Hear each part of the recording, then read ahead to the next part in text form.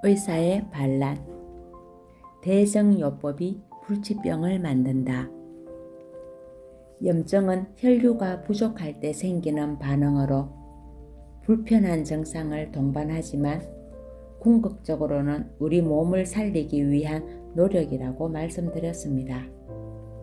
그런데 일상생활에서 이런 염증 반응이 생기면 그것이 왜 생겼는지에 대한 고민 없이 약국에 가서 약을 사 먹는다든지 병원에 가서 약을 처방받거나 주사를 맞는 것이 일상이 되어버렸습니다. 그렇게 된 이유는 불편한 증상을 빨리 없애는 것이 최고의 치료라고 생각하는 환자와 의료인이 만났기 때문입니다. 우리 몸에서 일어나는 변화는 항상 어떤 목적 아래 일어나는 것임에도 고통을 호소하는 환자를 보고 당장의 불편함을 없애주는 처치라도 해주어야 하는 의료인이 증상에 대응하는 치료들, 즉 대정요법을 하게 된 것입니다. 진료실 문을 열고 들어오면서부터 아파 죽겠다고 호소하는 환자들을 보면 당연히 이런 치료가 올바른 방법이라고 생각할 수 있을 것입니다. 그러나 이런 대정요법은 일시적으로는 증상을 완화시킬 수 있을지 모르나 증상의 원인을 제거하지 않았기 때문에 증상을 억누르는 치료 효과가 끝나면 우리 몸은 살기 위해 더 큰 증상을 일으키는 경우가 많습니다. 결국 처음에는 한두 알의 약으로도 잘 듣던 증상이 시간이 지나면서 세 알, 네 알, 나중에는 한 주먹의 약을 먹어도 증상이 사라지지 않는 아주 곤란한 상황에 접하게 됩니다. 그때가 되면 의료진은 이런 질병은 약으로도 조절이 잘 되지 않는 불치병이니 평생 약을 복용하면서 증상을 조절하는 것이 최선이라는 이야기를 합니다. 환자의 입장에서는 참으로 억장이 무너질 이야기를 듣게 된 것이죠. 평생 치료될 수 없는 병이라니 한숨만 나오고 특히나 젊은 사람에게 이런 진단이 내려지면 환자 본인뿐 아니라 가족들도 낙심합니다. 최근에는 어린 나이에 불치병 판정을 받고 평생 동안 약을 복용해야 하는 경우가 많아지고 있습니다. 유아기, 청소년기부터 아토피, 류머티즘, 관절염, 소아당뇨, 궤양성 대장염 등의 질병이 이런 결과를 불러옵니다. 특히 가임기에 있는 20대와 30대 초반의 여자 환자들에게 평생 약을 먹어야 한다는 것은 두려운 일이 아닐 수 없습니다. 궤양성 대장염으로 약을 먹다가 유산을 4번이나 한 환자나 결혼을 앞두고도 병 때문에 약을 먹게 되어 혼사를 미루고 있는 여성을 보면 참으로 안타깝습니다. 잘못된 정보로 인해 원인을 고치지 못하고 대정치료에만 힘쓰기 때문에 벌어지는 일들입니다. 대정치료는 수많은 불치병을 만들 뿐입니다. 그러나 이런 질병은 불치병이 아닙니다. 원인을 모르는 의료진이 약으로만 증상을 완화시키려 하다가 그 결과가 좋지 않았던 것에서 시작된 이야기일 뿐입니다.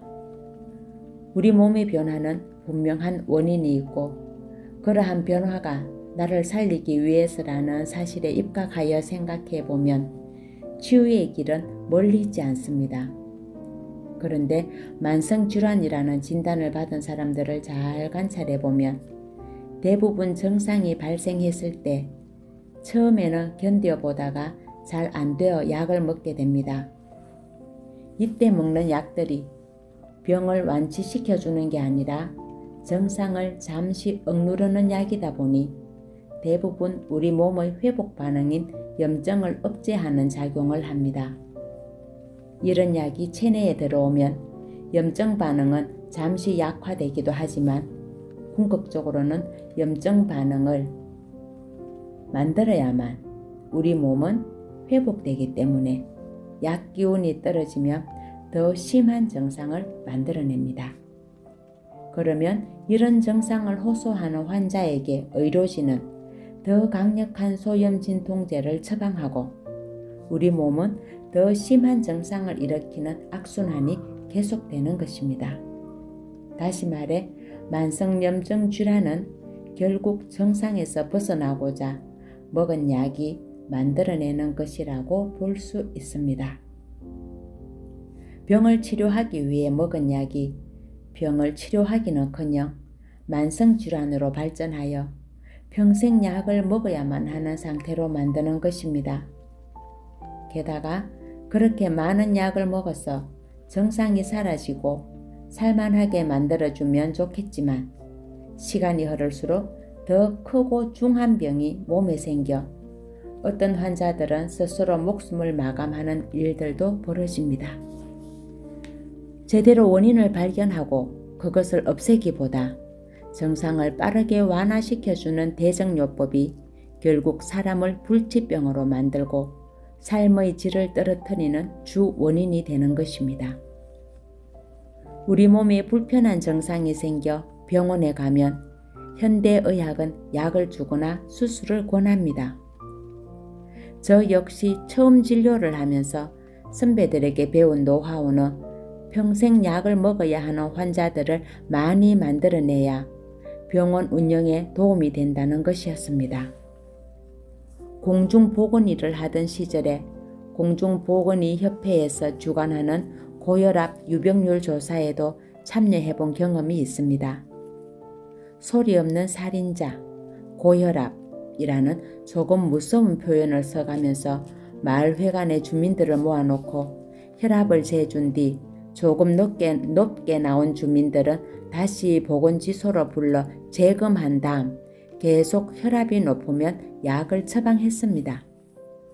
그런데 지금 생각해보면 고혈압이 사람을 죽이는 질병이라고 교육한 뒤 보건지소에 오게 해서 혈압을 잴 때는 누구도 편안한 상태가 아니었을 것입니다.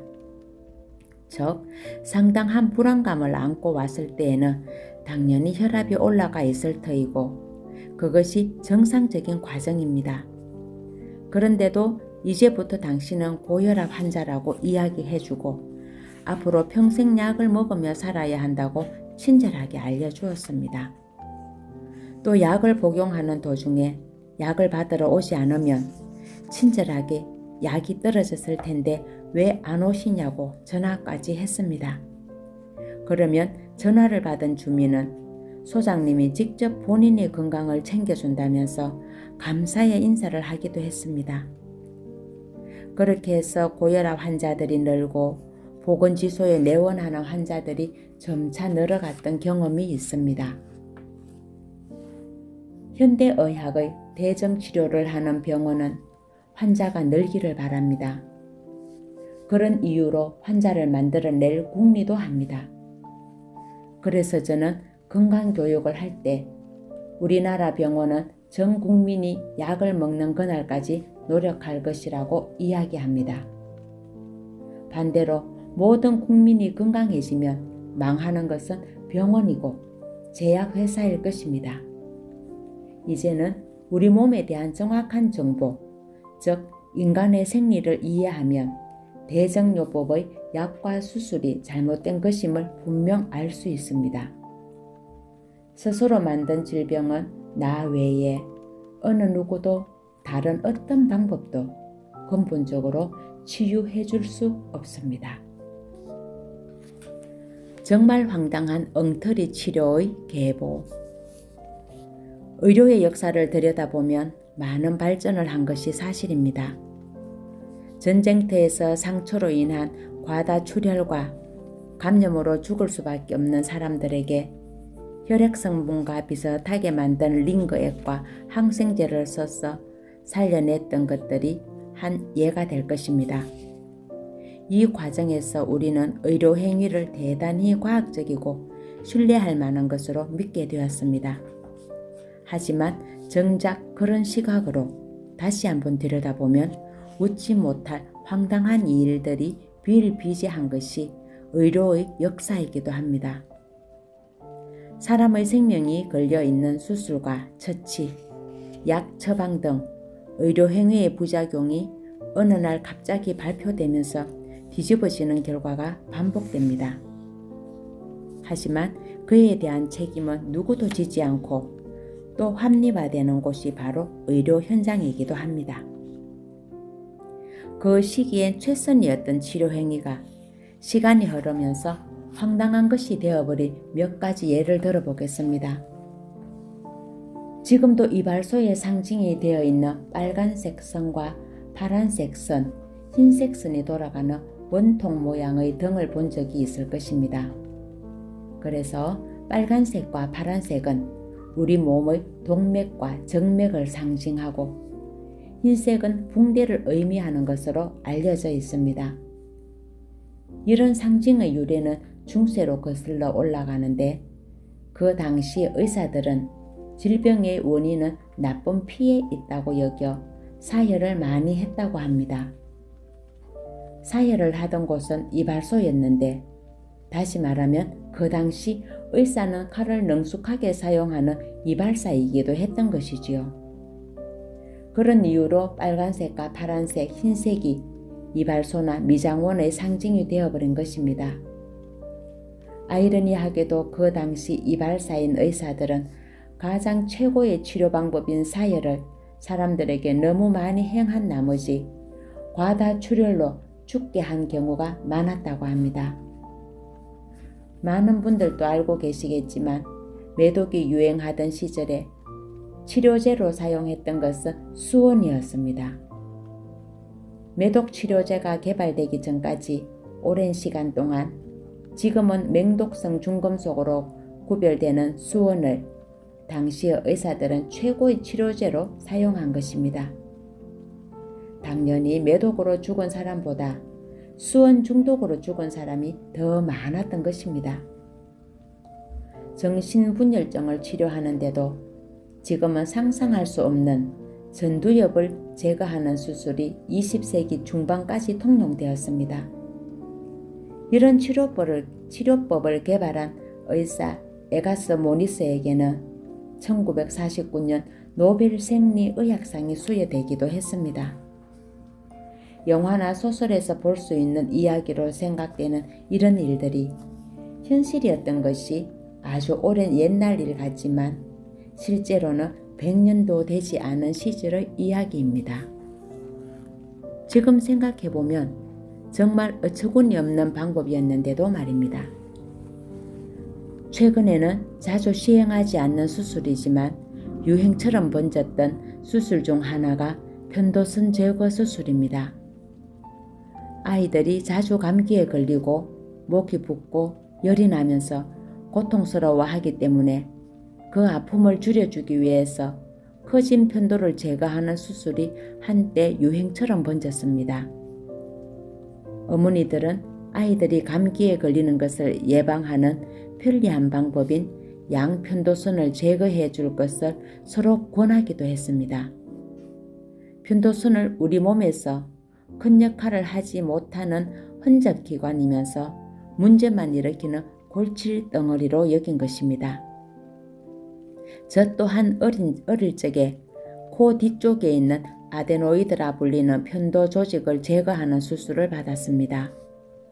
편도를 제거하면 목에서 열이 많이 나기 때문에 차가운 아이스크림을 많이 먹는 것이 좋다는 의사의 말에 얼마나 기뻐했는지 모릅니다. 덕분에 수술을 하고 나서 목이 상당히 따갑고 아팠음에도 동생들의 부러워하는 시선을 받으며 평소 먹지 못했던 아이스크림을 실컷 먹은 기억이 있습니다. 그런데 지금 생각해보면 우리 몸에 편도가 없어도 될까요? 그렇지 않습니다. 편도는 우리 몸의 세균과 바이러스가 들어올 때 첫 번째 방어벽으로 기능하면서 내부로 들어오지 못하게 막아주는 곳입니다. 그런 기능이 우리 몸에 없다면 폐나 위장 같은 장기와 조직들은 쉽게 위험에 노출될 수밖에 없습니다. 그리고 편도선은 붓고 아프고 열을 내게 함으로써 우리 몸의 면역 시스템을 가동시켜 더 위험한 상황으로 가는 것을 막아주는 매우 중요한 기능을 합니다. 우리 몸의 털끝 하나도 다 존재하는 이유가 있는데 별 필요 없는 조직인 약 너무 쉽게 잘라버린 것이 아쉽습니다. 이제는 편도가 커져도 될 수 있으면 지켜보자는 쪽으로 의사들이 변했습니다. 나이 들면서 개선되는 경우가 많은 데다 실제로 편도가 하는 일들이 우리 몸의 면역 체계에서 중요하다는 사실을 알게 되었기 때문입니다. 얼마 전에 해열진 통제와 감기약에 들어있는 이소프로필 안티피린 성분이 심각한 부작용을 유발할 수 있다고 해서 시판 금지된 사건이 있었습니다. 지난 30여 년간 아무 의심 없이 열이 나고 몸살이 생기며 약국에서 사 먹었던 약들입니다. TV만 켜면 두통, 치통, 생리통에 먹어야 하는 약으로 알았고 조금만 찬바람이 불고 재채기가 나면 감기를 예방하기 위해 먹는 것으로 알았습니다. 저도 어릴 적 머리가 자주 아프다고 하신 어머님의 심부름으로 동네 약국에서 이런 약들을 사다 드린 기억이 있고 또 조금만 감기 기운이 있어도 어머니는 부엌 한켠에 박스째 사다 놓은 가정상비약으로 머리에 수건을 두른 소녀가 나오는 해열진통 드링크제를 비틀어 제게 마시게 했습니다.